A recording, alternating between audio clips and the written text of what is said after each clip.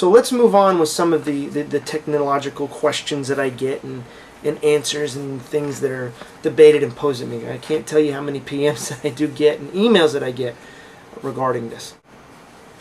First and foremost, one of the things that I always get is what happens when OS X is put on an older machine, or somebody tries to plug in a video card and or upgrade something and something just goes simply wrong.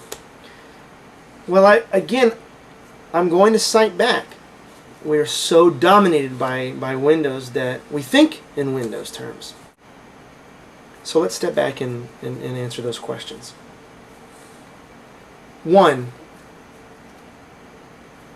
if OS X were to be licensed out, it couldn't simply be put on an older machine. It couldn't be put on it couldn't really be put on any machine that wasn't authorized by Apple. Quite frankly, there is one difference within a Mac versus an OEM. Now, I'm not talking about Windows. I'm talking about a Mac hardware, firmware. I'm talking about the firmware outside of the operating system. Okay, this is something that Windows has. It has it within the Itanium Epic architecture in full bloom. It is also heavily supported within Windows. It is simply something that the other OEMs aren't really on board and supporting Microsoft with, and that is to eliminate BIOS. Okay, they can support EFI, and you can find specific motherboards that do, but some of these motherboards have a middle layer of BIOS that then hands to EFI, and so on and so forth. The biggest thing to demonstrate that weakness is this V-boot or whatever it was that came out that on Windows 7, and they say it can't be fixed. The thing of it is it can't be fixed within Windows because it's not really inherent to Windows. It's inherent to what it loads on outside of Windows, within the OEM territory.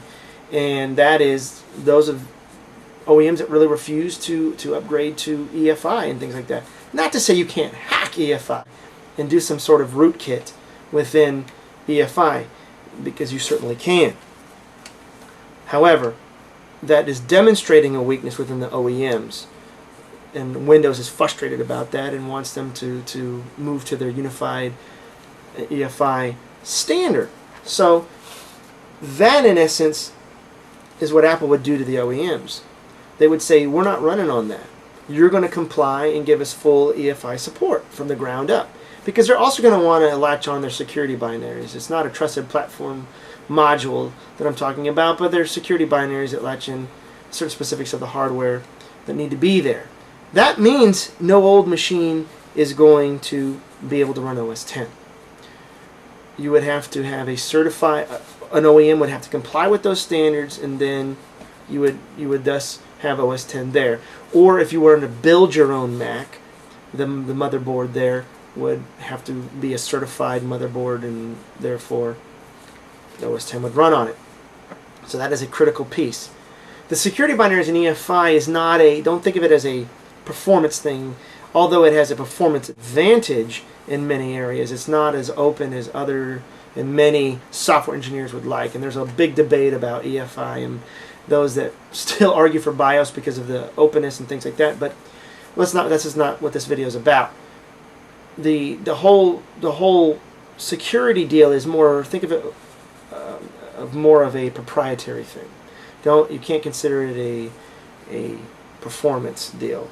It certainly is a performance application in terms of flat model going on up to loading OS X. But you had that with your Power Macs and stuff like that with, I believe it was open firmware. So we're not really transiting it. EFI is licensed by Intel. It's really something that Intel created for its own architecture. So again, Intel controlling what Apple does in that regard. So don't think of this as something that's Apple unique. It is Intel unique in that regard, because when you ran RISC and everything else, you had a different type of BIOS EFI loading operating system to OS X. Okay, so we've established that it has to be present for OS X to run on. That means only new computers from whenever the license starts will then be OS X will be allowed to run on. The next thing that I get is the custom builds and things like that. Well, as OS X is licensed out to more hardware vendors will make actually more video cards and peripherals for it. Why not? It's begging the market to do so. So over time, and I would say a very short time, the more PCs that OS X is run on, you're not going to have such limitation with video cards that are compatible with it. Again, all of them have to clear with Apple with approval. Now, I also get people that say, well, what happens if some idiot puts in bad hardware or whatever? Well, on many YouTube videos, I see many Mac favor arguments go against custom builders and say, why are you doing this? This is wrong. You guys are a niche. Not many people custom build and all this other stuff. I mean, I get it myself because I'm a custom PC builder. If that is the case and they're a niche, then what are you worried about? And moreover, the argument tries to attach that and saying they're going to blame OS X for its problems. If a person's building their own custom PC and they're putting in their own peripherals, they have the knowledge to know that there's a difference between hardware malfunction and software malfunction. And many Windows supporters, even on YouTube, will then argue in Windows defense that it's the driver, we screwed up, we got to change the driver, so on and so forth. So I really don't know what the argument really is. If the custom builders are a niche, they already know it, and then they already argue in terms of defending Windows and saying, no, we've done it ourselves, it's the drivers. The other thing is if it's on an OEM or a Dell or something like that, and we have hardware fatigue where the life expectancy is shortened dramatically, and then you lose a hard drive or video card, and then someone says, oh, OS X is crap. Well, I was a technician, and people would come to me, and I would replace their hardware or bad memory module and all that, and they would always ask, what was the problem? It was a hard drive, man. It was your memory, sir. They go, oh, okay. They don't walk away blaming Windows operating system for that. So in those cases, I really can't give a whole lot of weight to those arguments that I'm getting in PMs, and those of you that have stated, I just don't find a whole lot of credibility in it. I mean, I've lived this, and quite frankly, those in both cases did not come off blaming Windows. Windows itself, in the software alone, didn't need the hardware to do that, to give itself a bad reputation. It did it all by itself. And if you want to know how, look at my behind the video where I explain the histories of Microsoft and where they came from, how its software originally designed, and how it really couldn't be as flexible and had to carry its legacy, thus leading to its problems that it had. Hardware really didn't have to contribute to it at all in order for Windows to have its reputation that it does. The other arguments that I get are people are going to buy cheap. Cheap, cheap, cheap, cheap, cheap. I keep hearing this cheap, cheap, cheap, cheap, cheap stuff. Number one, I will never, ever criticize someone's ability to consume something. If you have limited funds, I do hope there's a day that you don't experience that limitation. I am of the mindset to try to offer what we call economics, a price discrimination to anyone in any level of consumer. That said, let's talk about cheap. If cheap wins all the time, I don't understand how HP, Dell, Gateway, Sony, and so many other OEMs all survive quite healthy on just one operating system, not really cheaper than the other. How is it that high-end lines, mid-range lines, and then cheap lines all do well within all those companies? If cheap really were the mindset of the masses, the cheap lines, they wouldn't manufacture anything else. But that's not the case. I mean, I hate to bring in my degrees and things. When I was in economics, we learned consumer elasticity and consumer surplus and all this, and why we have Polo and Armani or whatever, or let's just X those brands and just say you have two sets of clothes. One believes the other is superior to the other, and they really manufacture the same quality in the same location, whether it be China, Singapore, or something else. So people certainly have their own brands and loyalties and behaviors that to this day economists are really trying to explain. But I really think it's foolish to say people are going to buy cheap, cheap, cheap, cheap, cheap, cheap, and say, oh, you and Macs are going to lose out and this and that, when you already have proof that discredits that argument within the PC world itself. It's just a ridiculous argument. You would have to answer to me on how these other mid-range and even like XPS or HP mid-range, all these other, and while those do well, and then you also do have consumer that will buy the low end, that they can all exist and actually make quite a lot of revenue off of. You have to answer that to me, but I feel that if you answer that, you will find out why people will continue to buy Macs even if OS X is licensed out.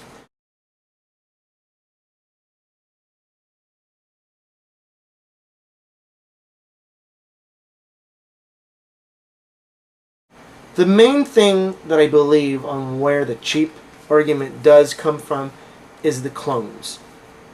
And I love when people bring up the clones because they don't even know the story of the clones. And I will reiterate the story of the clones because I think that is the biggest nail. Probably people that go, history has shown that it won't work. Well, let's really get into history and what the clones were. You can't clone a Mac today anymore. What are you going to do? Here's our Intel architecture. Dell's going to say, we already have it, thanks. Don't need it. HP, same thing. They already have it. If you're talking about when OEMs like Apple compete for their first hands-on, like they pay money or give Intel the sweetest deal to say, okay, let us have this chip first before anybody else. That happens everywhere, and Apple's not going to win every one of those bids. So we can't really talk about that. What is internally going to be able to get licensed out? Nothing. You're not going to license out your artwork. That's what makes it unique. Because if you do license out OS X, you do want to have something that's going to sell your hardware.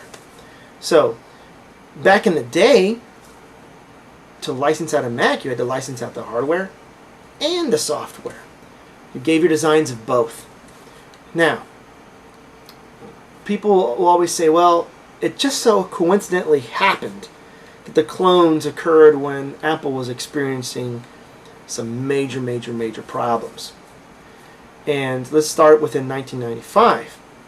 To prove to you that people weren't really buying the clones that were cheaper than the Macs, because the Macs were more expensive than many of the clones, here's the proof for you guys. And you can you can look this up. In 1995, Apple's total sales was 11.5 billion. It's a very tough number. I don't even know if Apple's reached that sales mark yet. Maybe I haven't checked, but 11.5 billion, guys. The true story to Apple's failure was from the Macintosh onward, the protection of Apple technology, the whole Apple mentality that even Steve Jobs talked about at D5 was this: we must protect ourselves from the rest of the non-Macs out there. And they did indeed have expensive prices, and they would cut back and protect their bottom line. But it forced Apple into a niche market, and they lost all of their market share. So those of you that like this protectionism, it drives you into a niche market, and you sacrifice a larger consumer base. And that's exactly what happened to Apple. At the same time, Apple's technology, without even it being licensed out, was eventually paralleled. So you can't really hold on to your technology without other people learning to do really the same thing in terms of results. And we're not going to argue quality, because businesses and others also chose alternatives and things like that were just as good in quality, and were able to duplicate what Apple was protecting over time. And thus Apple also lost its technological advantage over time. If you can see what I'm hinting at, we have operating systems competing, where OS X will always have the technological advantage, at least in the context of what many of you know today. Because there are many variables going forward, but suffice it to say, you can't always protect all of your advantages and expect others just to simply be behind you. But let's get into what those major failures of Apple were. Apple had a recall at the time because their laptops were catching on fire. And they also Apple had probably the worst inventory and production management system known. They had $1 billion worth of $1 billion worth of orders they could not fulfill. They couldn't meet the demand. This is the same time at the clones. $11.5 billion in sales. Apple could not deliver. Their logistics sucked, and they couldn't meet the markets.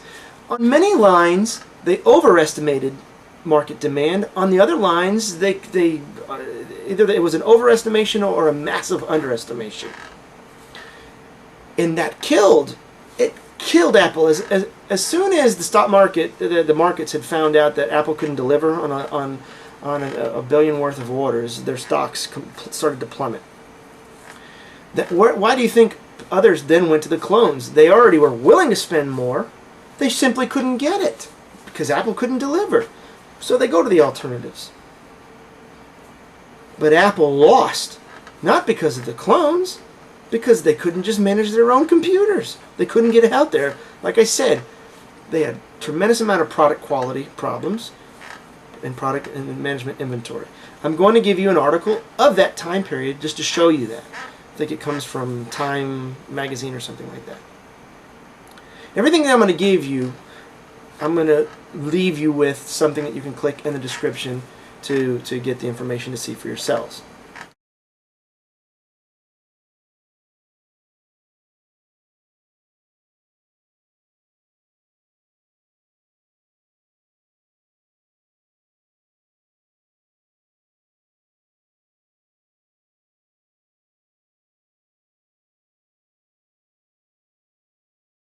This is going to lead me now to those that lived with Apple at that time that now regret not licensing out earlier, before they had lost all the market share. Because something that I gotta iterate is that the reason why Apple did the clones was because the plane was going to crash anyway. The clones were a desperate attempt to save the company. The company had really already failed. If you don't want to admit that, I invite you to research all the financials and things, and you will simply see. The plane was going to crash, and Apple has to look at itself and say, well, what can we do now? Well, let's go ahead and license it out. But let's give you some of the quotes of the guys at the time, and then post the time and see what they had to say. Let's start with one of the biggest guys that I agree with, Steve Wozniak. He states, the computer was never the problem. The company's strategy was, Apple saw itself as a hardware company. In order to protect our hardware profits, we didn't license our operating system. We had the most beautiful operating system, but to get it, you had to buy our hardware at twice the price. That was a mistake. What we should have done was calculate an appropriate price to license the operating system. We were also naive to think that the best technology would prevail. It often doesn't. The next guy was a VP at Apple, and his name was Ian Deary, and he basically states, if we had licensed earlier, we would be the Microsoft of today. And what he's talking about, it was when Bill Gates wasn't really yet going to do Windows, and Bill Gates had bet a lot of his company on the Macintosh doing well. It banked a lot on the whole GUI, and was begging Apple to start licensing out, so that they could put more of their software on there. And Microsoft had even given the point of contacts, I think, in AT&T and HP, I believe it was. And they had a lot betted on that. And so what they're talking about is, had the licensing begun then at Apple, there wouldn't really be a Microsoft. Again, Microsoft Windows being a response to the non-licensing of the Apple Macintosh. This next guy is probably one of the biggest, who people said prevented a lot of the licensing out, and that is Jean-Louis Gasset, and his quote is, "I am aware that I am known as the great Satan on licensing. I was never for or against licensing. I just did not see how it would make sense. But my approach was stupid. We were just fat cats living off a business that had no competition." And there was a time when Apple didn't really have competition. And they lost it. Okay, this I want to talk about when the cloning program actually started. You should hear some of the quotes of some of the Apple execs. This comes from Russ Irwin, who was director of OEM. "Licensing was never a corporate priority. It was not taken as a strategically critical activity. When it was done begrudgingly." And this comes from an outsider from Computer Intelligence Info Corp, Aaron Goldberg at the time. He said, "They don't get it. Licensing is like pregnancy. You either do it all the way or you don't. Deep in their hearts, they think they can't compete, so they don't want to license to anyone big." Boy, I think that resonates with a lot of Mac users that I debate. They are so fearful that Macs can't compete, and I'm going to get into that a little bit later.